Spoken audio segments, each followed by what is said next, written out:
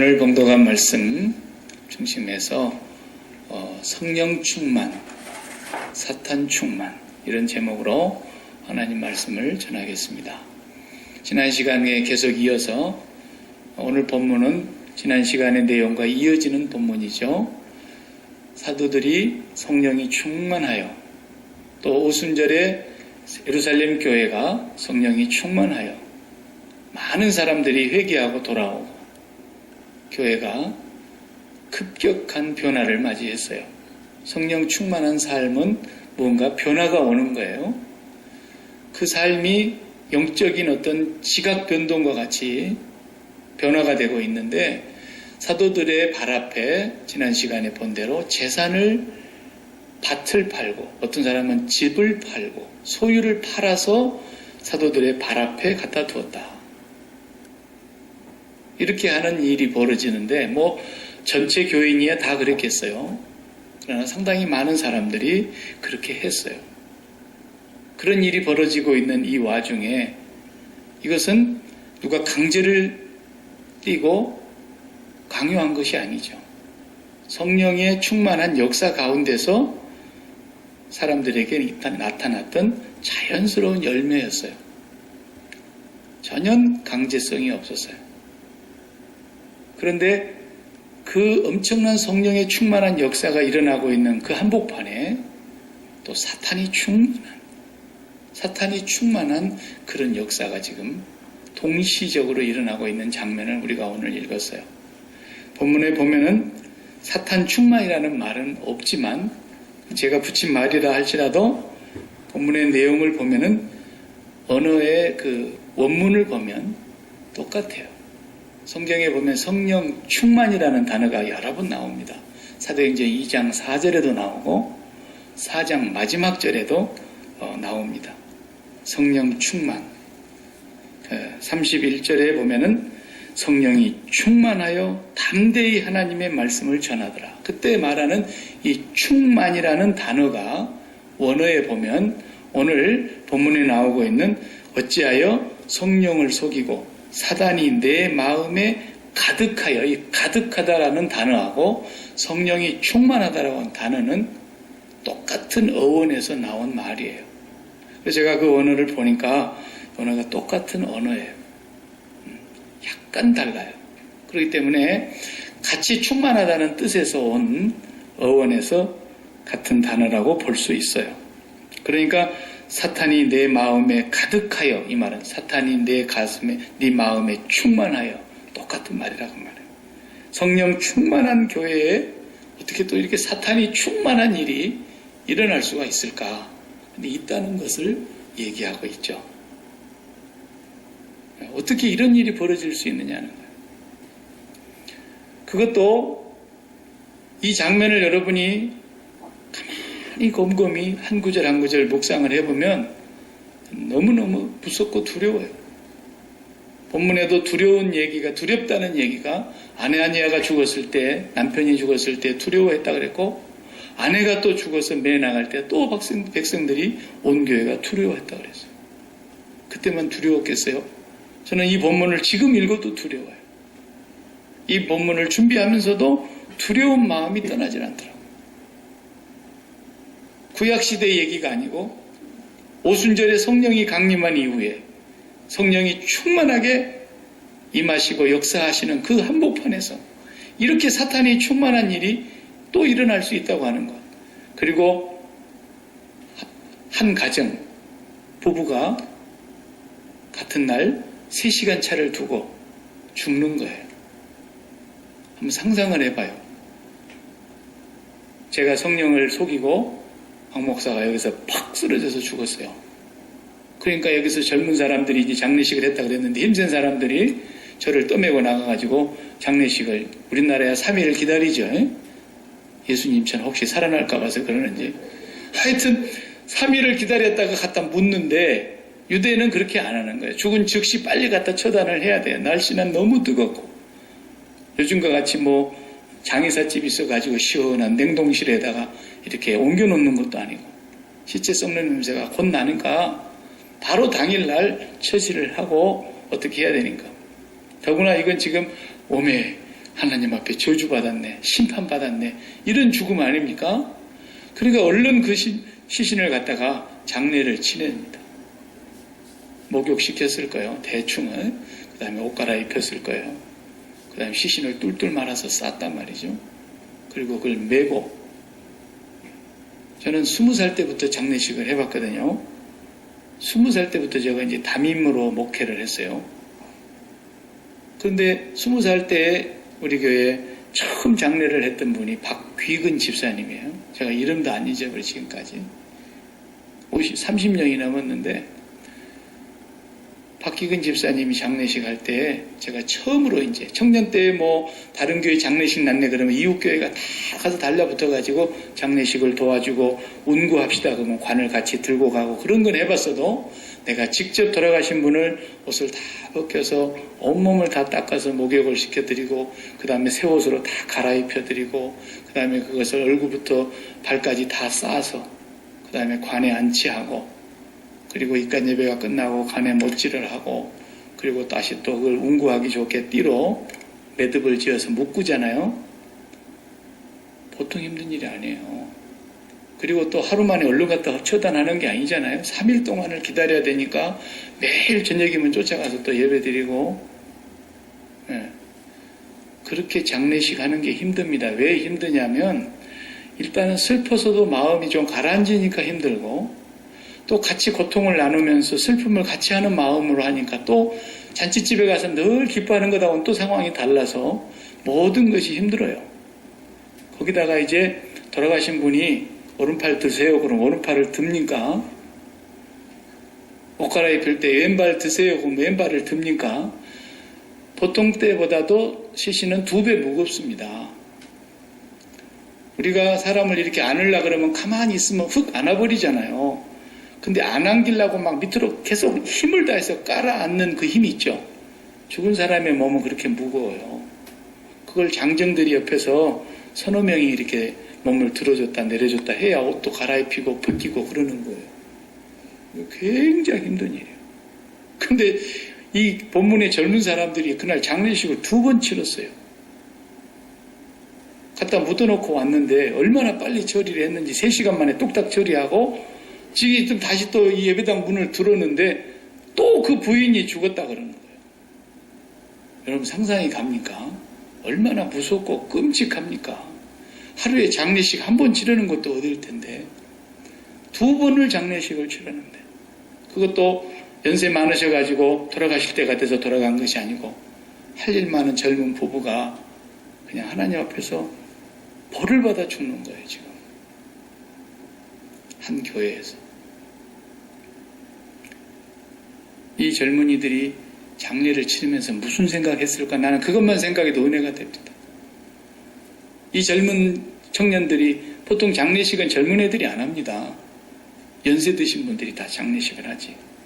근데 연세 드신 분들은 다 어디 가고 젊은 사람들이 같은 젊은 사람들이 2번 장례식을 치르는데 처음에 아나니아를 옷을 싸서 메고 나가서 시신을 운구하고 그 다음에 장례식을 하고 그럴 때 무슨 생각이 들었겠어요?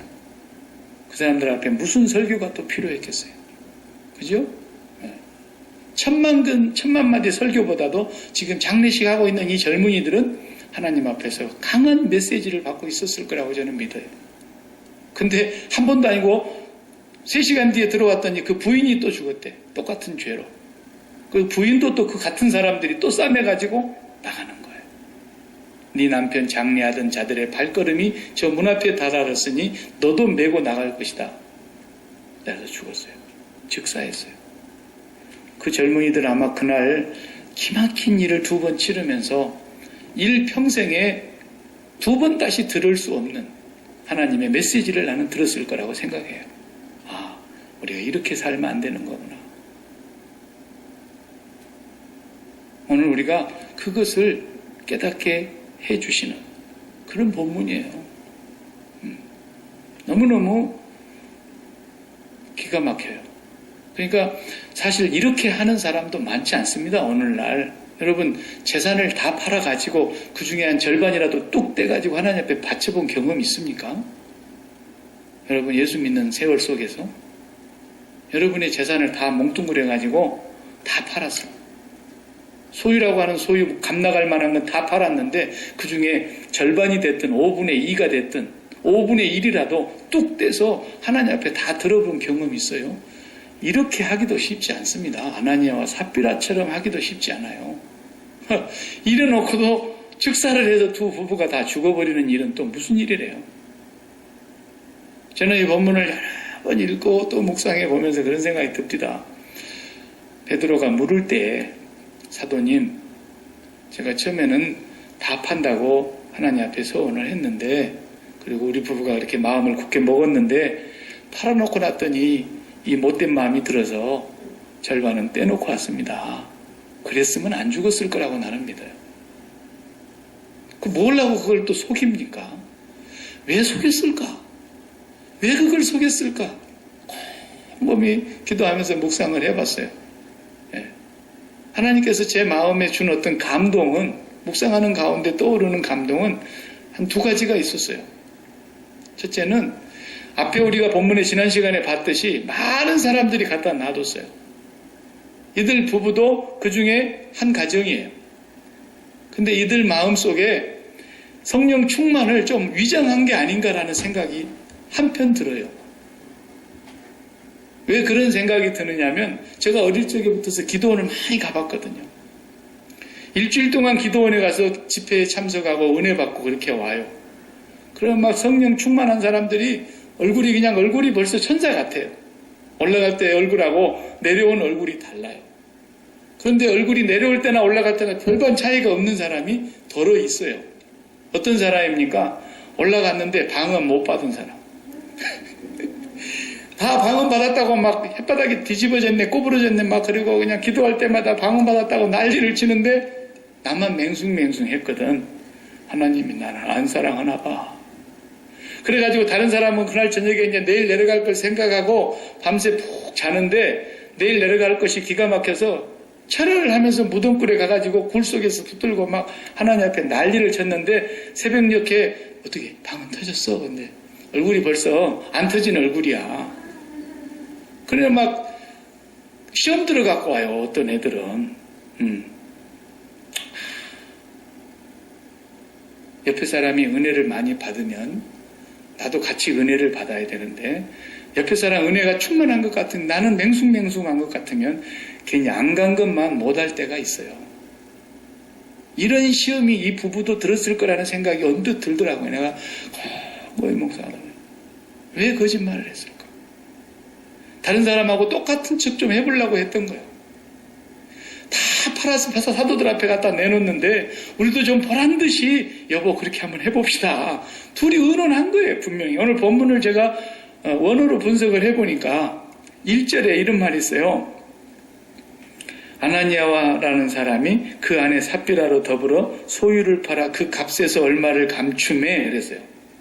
소유를 다 팔기는 팔았는데 얼마를 감췄어요. 그런데 아내도 알더라 그랬어요. 네. 아내도 알더라. 그 알더라라는 단어가 두 개가 단어가 붙어가지고 쓴 언어거든요. 함께라는 with라는 성경에 with라는 말하고 안다라는 know 그렇게라는 그 두 단어가 붙어있는 거예요. 쉰 앞에 쉰이라는 말이 함께라는 뜻이거든요. 그리고 뒤에 붙어있는 말이 안다라는 거예요. 함께 알더라는 거예요. 그러니까 처음에 의논을 아예 했어. 두 부부가. 그 다음 말에도 또 그 증거가 또 있어요. 9절에 보면은 베드로가 가르되 그 아내 보고 그랬어요. 너희가 어찌 함께 꾀하여 그랬어요. 거기도 쉰 앞에 함께라는 단어가 붙었더라고요.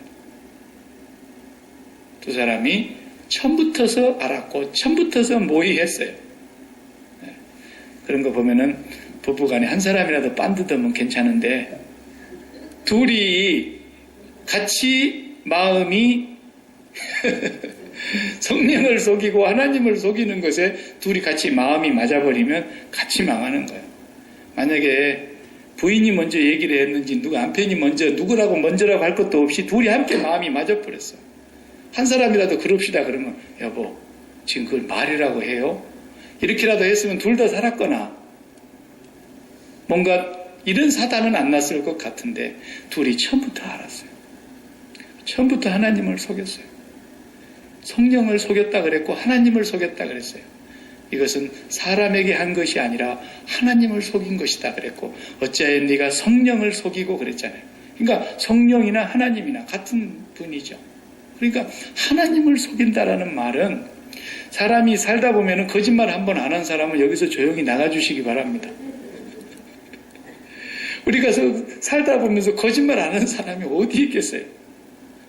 그런데 사람이 사람을 속이다 보니까 부부간에도 이거 사실대로 얘기했다 괜히 큰 싸움 나겠다 싶으면 속이는 것도 있고 일부러 속이려고 속이는 것이 아니라 좋자고 속이는 거 아닙니까?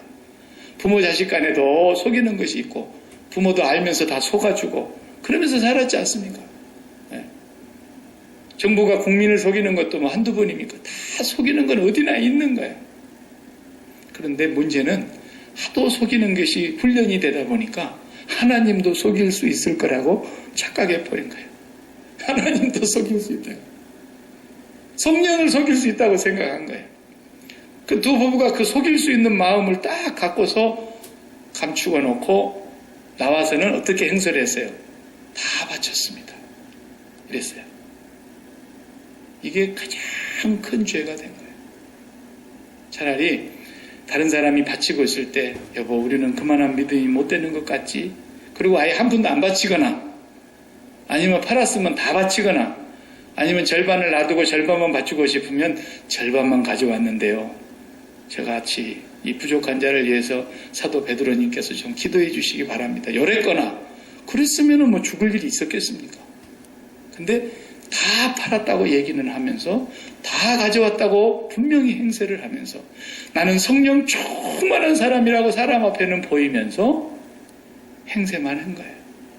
이게 이제 뭐냐면 소위 말하면 종교인이에요. 종교인. 성령 충만을 내가 의식적으로 행세를 하는 거예요. 그냥. 네. 그래서 내가 보니까 성령 충만하지 못하고 그런 것이 방언 못 받으면 성령 충만 아닌 줄 알고 그래가지고 막 방언 못 받은 애들은 방언 못 받았으니까 나는 성령님이 나에게 안 오셨다 그러고 막 기도원에서 내려오면서 낙심해가지고 내려오고 어떤 애는 막 울면서 내려오고 속상해가지고 막 그래요. 그럼 막 선생님이 그래도 그렇지 않아도 성령님은 너 안에 계셔. 그래도 방언 못 받은 것 때문에 그 순진한 학생 때 애들이 막 낙심하고 울고 그래요. 근데 어떤 사람은 내가 볼 때 방언 못 받은 것 같은데 방언 흉내를 계속 내 또. 지는 성령 충만한 것처럼.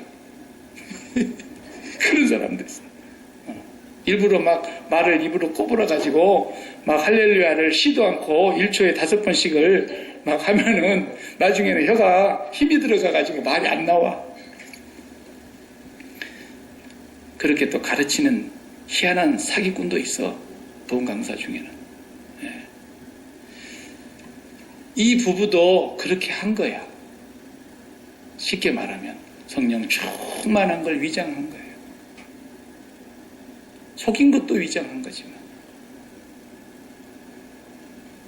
여기는 더 중요한 신학적인 의미가 있어요. 우리가 하나님 앞에 바친다는 것은 그걸 다른 말로 표현하면 죽는다라는 뜻이에요. 하나님 앞에 바칩니다라는 말은 우리가 죽었습니다. 그 말과 같은 대등한 말이라고요. 대등한 말. 우리가 헌금하죠, 주일날. 헌금도 예배의 순서에 입각해서 우리가 헌금을 드리는 그 자체만으로도 예배의 한 부분이에요. 우리가 전인적으로 다 죽었습니다. 몸만 죽은 것이 아닙니다. 옛사람의 몸만 죽은 것이 아니고 이 세상에 대하여서도 죽은 것입니다. 그리스도와 함께 십자가에 못 박힌 것입니다. 세상이 나에 대해서도 죽었고 나도 세상에 대하여 죽었습니다. 세상에 대해만 죽은 것이 아닙니다. 자식에 대하여서도 죽었고 돈에 대해서도 죽었고 내 몸에 대하여 내가 내 건강에 대하여 내 육신이 살아있는 동안에 내 마음으로 좋아했던 모든 것이 다 죽었습니다. 그런 표현이 헌금 순서예요. 이 물질에 대해서도 내가 죽었습니다. 물질이 내 머리 위에 있는 것이 아니라 물질은 내 발 앞에 있고 당신의 발 앞에 갖다 두었습니다. 다 갖다 내놓는 거예요. 죽음의 표현입니다. 그래서 구약 시대에는 어떻게 그걸 죽음으로 표현합니까? 자기가 죽었다고 하는 것을 짐승을 가지고 와서 번제단에서 다 갈기갈기 찍어서 조각조각을 내가지고 태워서 하나님 앞에 완전히 다 화제로 드리면서 내가 죽었음을 확인하는 거예요. 신약에 와서 예수 그리스도께서 그 제사를 영원히 완성하실 때는 어떻게 죽었습니까? 예수님이 나 대신 나를 똑같은 아이덴티파이 해가지고 나가 죽은 거예요. 나의 제물이 되어주신 거예요. 그래서 그분이 죽음이 내가 죽은 것이라고 우리가 믿는 것이 믿음이죠. 그분과 함께 내가 연합하여 죽은 것입니다. 그러므로 내가 죽은 것입니다를 우리가 날마다 고백하고 확인하는 게 그리스도를 믿는 믿음이에요. 구약시대는 짐승이 죽었고 짐승을 갖다 바침으로 내가 죽음을 확인했던 거고, 신약의 이후에는 예수 그리스도가 우리의 영원한 속전이 되어주심으로, 예수 그리스도가 우리의 영원한 제물이 되어주심으로 예수 그리스도의 죽음을 통해서 내가 죽음을 확인하는 거예요. 그래서 예수 그리스도를 자기가 하나님께 속전으로 바치셨다 그랬어요. 그러면 바침받은 거예요. 하나님께 다 바침받았다는 말은 나는 완전히 죽은 자입니다 라는 거예요. 그걸 깨닫는 것이 성령 충만한 상태인 거예요. 성령이 충만해졌다라는 말은 뭐냐면 이 마음이, 공중에 있는 이 마음이 땅에 내려와서 땅에 있는 것들을 좋아해서 내 마음속으로 육신의 정욕을 좋아하고 눈에 보이는 안목의 정욕을 좋아하고 이 세상의 자랑스러운 세상의 자랑거리들을 좋아하던 그 마음이 다 죽어서 이 마음이 이제는 그리스도 예수가 계시는 하나님의 나라로 우리 마음을 다 드렸습니다라는 거거든요. 그것이 예수 그리스도의 죽음의 의미예요. 주님이 그렇게 죽으심으로 나를 하나님 앞에 제사장으로 거룩한 나라로 그의 소유가 된 백성으로 나를 바치신 거예요. 그런데 이 부부가 다 바쳤다고 하는 그 예수 그리스도를 믿으면서도, 믿는다 하면서도 그것을 바치지 않았다라는 말은 예수 그리스도의 십자가의 구속의 은혜를 부정한 것과 똑같은 거예요. 그래 죽은 거예요. 이게. 단순히 물건 몇 푼 집에다가 꼼쳐놨다가 죽은 것이 아니에요. 그래서 구약에도 이와 똑같은 사건이 있어요. 어딘지 기억나십니까? 가장 처음으로 이제 요단강을 건너는 것이 구원을 얘기하지 않습니까? 우리가 영적으로 해석할 때. 그런 요단강을 마지막 여호수아, 예수가 데리고 들어가는 거예요. 예수와, 히브리 말로는 예수하고 헬라 말로는 예수예요. 예수스. 예수께서 요단강을 데리고 들어가시는데, 구원의 땅으로 들어가시는데, 첫 번째 들어가는 그 성읍 여리고성을 무너뜨릴 때에 하나님께서 7바퀴 돌고 마지막 날은 하루에 7바퀴를 돌고 그 여리고성이 무너집니다. 그런데 먼저 하나님의 명령이 내려오기를 뭐라 그러냐면 여리고성에 들어가서 어떤 물건을 취하든지 단 하나도 집으로 가져가서는 안 된다 그랬어요. 근데 그걸 집으로 가져간 사람이 있었죠. 기억나세요? 성이 아신데 아집사님의 아간.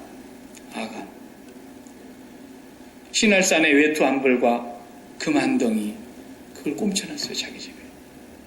그리고 아무도 몰랐어요. 그리고 두 번째 성을 향해서 진격해 가는데 아이성이에요. 성이 여리고성에 비하면 반의 반도 안 되는 작은 성이었죠. 그러니까 사람들이 여호수아 장군에게 우리가 다 올라갈 거 뭐 있습니까? 번거롭게 한 3,000명만 데리고 가서 싹 쓸어버립시다. 그렇게 쉽게 생각하고 그 아이성을 갖다가 엄청난 많은 사람이 죽임을 당하고 참패를 당했습니다. 그리고 여호수아가 하나님 앞에 나아가서 하나님 앞에 호소합니다. 이게 웬일입니까?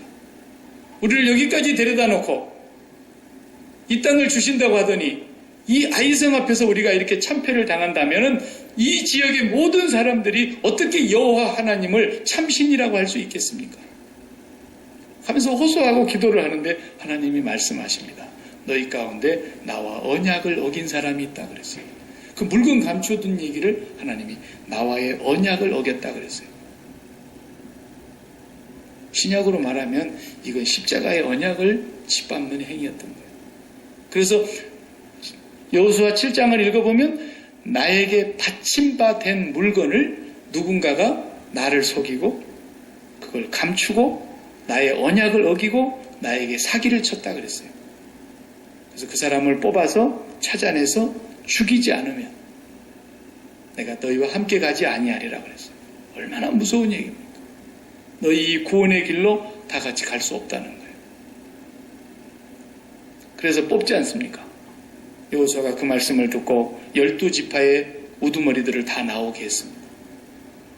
제비를 뽑습니다. 첫 번째가 유다가 뽑혔습니다. 유다가 딱 뽑히는 순간에 아가는 가슴이 뜨끔했을까 안 했을까? 거기까지는 너무 둔해가지고 왜 제비를 뽑지? 몰랐다 그럽시다. 근데 두 번째 제비를 딱 뽑는데 자기 할아버지가 딱 뽑힙니다. 그래서 11지파를 다 돌려보내고 유다 지파 하나만 남게 하고 유다 지파 안에 각 집안의 어른들을 뽑았는데 할아버지가 딱 뽑히는 거예요. 자기 할아버지가. 그러면 이제 그때다 이실직고를 그때만이라도 했으면 죽으면 나는 면했지 않았을까 이런 생각이 듭니다. 근데 그 할아버지 집안만 남고 또 다 다른 집안은 돌아가게 하고 할아버지 집안에서 제비를 남자들이 나와서 또 뽑습니다. 자기가 딱 뽑히는 거예요. 그때 가서야 비로소 이실직고하렸다. 그러니까 고백하는 거예요.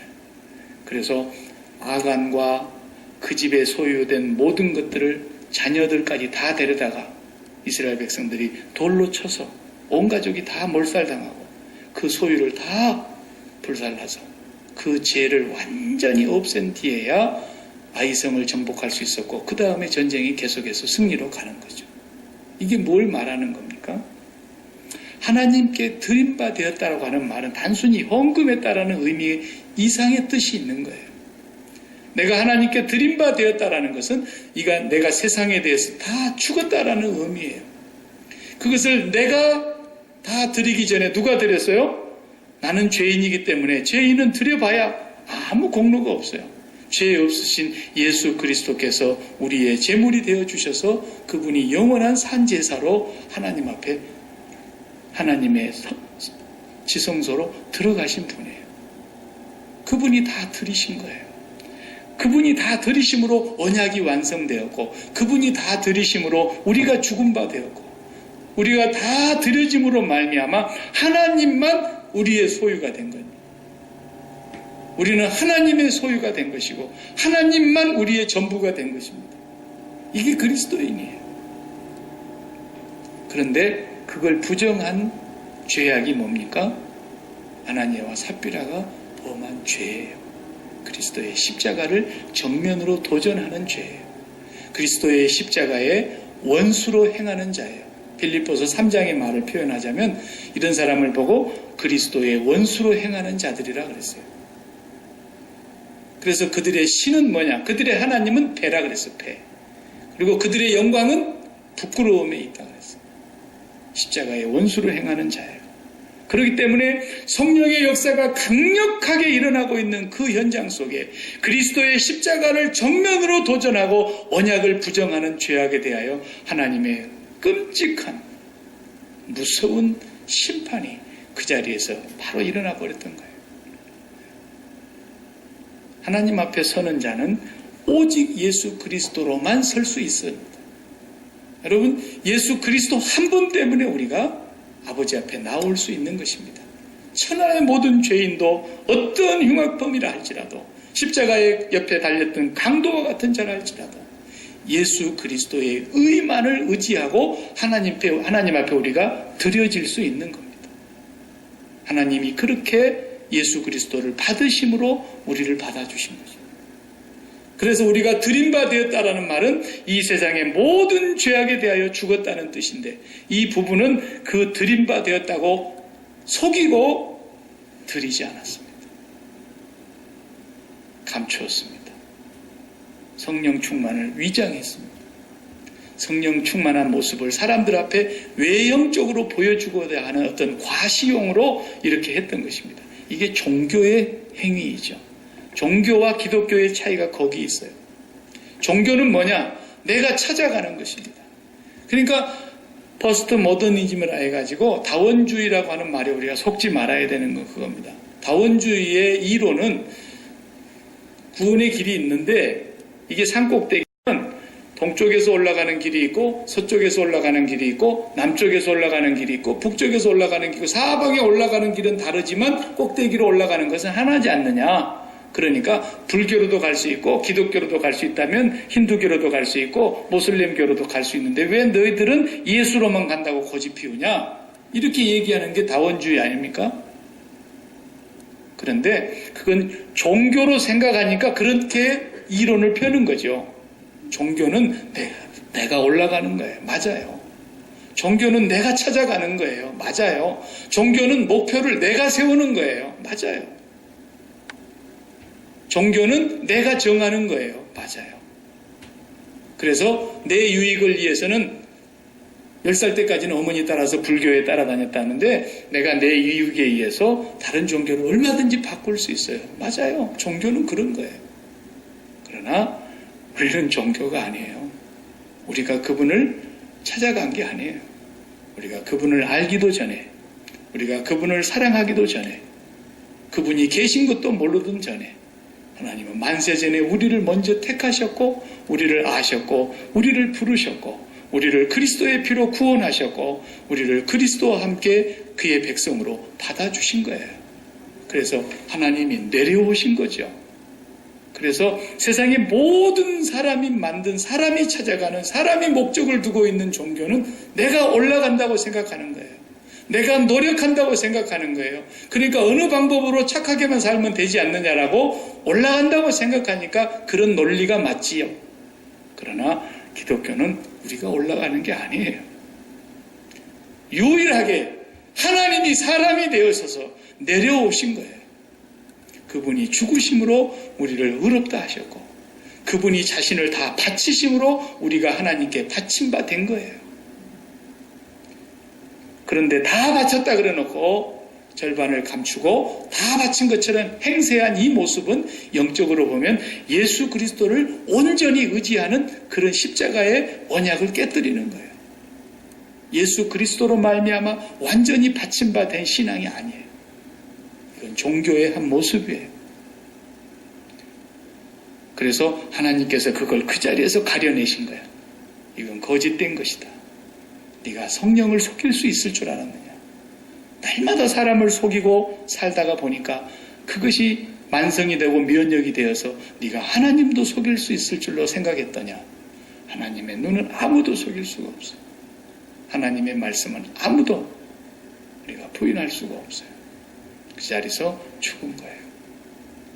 이것을 통해서 예수 그리스도의 십자가의 의로 말미암아 완전히 바쳐진 자만 산다는 걸 보여주고 있는 거예요. 이 안에 지금 복음이 담겨져 있어요. 예수 그리스도로 말미암아 100% 우리가 바쳐진다는 걸 믿어야 해요. 오히려 이 부부를 제외하고 다른 부부들은 어떤 부부들은 헌금을 그때 당시에 너무 가난해서 한 푼도 드리지 않고도 다 살았어요. 왜? 예수 그리스도의 온전히 드려짐으로 말미암아 드려진 것이기 때문에. 근데 이들 부부는 예수 그리스도로 말미암아 온전히 드려진 것처럼 말은 했지만 거짓말이었어요. 속였어요. 그리고 자신의 의를 나타내려고 하는 위선과 가증한 모습이 있었어요. 그 자리에서 축사한 거예요. 저는 이 본문을 묵상하면서 순리대로라면 우리의 자식들이 나의 관을 메고 갈 때가 올 것이고 나의 관을 쫄쫄쫄 따라오는 날이 올 것이다.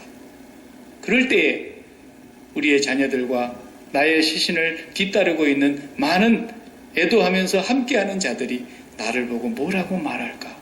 또 뭐라고 말해줬으면 좋을까? 이 생각을 해봤어요.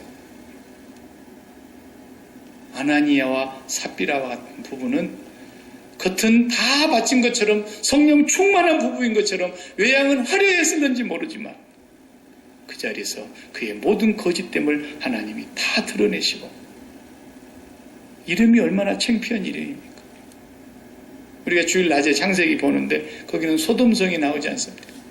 소돔이라는 말이 뭡니까? 소도마이트라는 말이 뭡니까?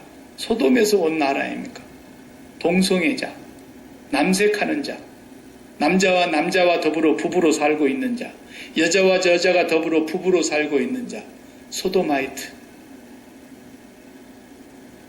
그런데 거짓말하는 자, 위선자, 하나님의 성령을 속이다가 저주를 받은 자라는 뜻이 영어의 사전을 찾아보면 뭐라고 나옵니까? 아나니아. 이 이름을 영어 사전에 가서 그대로 쳐봐요. 에나니어스라고 나와요. 에나니어스. 거짓말쟁이, 사기꾼, 위선자. 그대로 보통 명사로도 똑같이 써요. 이 사람의 관을 메고 가는 사람들이 거짓말하다가 죽었다네. 하나님의 성령을 속이고 죽었다네. 아나니아스. 그 이름이 이보다도 더 불명예스럽고 그 생애에 치욕스러운 이름이 있겠어요? 우리가 순리대로 어느 날 우리의 관을 메고 가는 사람들이, 그리고 우리의 관을 뒤따르는 사람들이 나를 향해서 뭐라고 말할까? 그걸 생각하면서 살아야 되겠구나. 이 젊은이들이 하루에 못할 일을 2번이나 치르면서 얼마나 뼛속 깊이 가슴속 깊이 또 새기고 또 새기고 마음으로 굳은 각오를 했을까. 우리는 이렇게 살지 말자. 나는 이렇게 살지 않아야 되겠다. 그렇게 뼈저리게 산 교훈이 됐고, 그 어떤 메시지보다도 강한 하나님의 메시지가 그 사람들에게 들려졌을 거라고 저는 확신합니다. 어떤 분이 돌아가셔가지고 장례식을 하는데, 그래도 살았을 때 어떻을 망정 돌아가신 고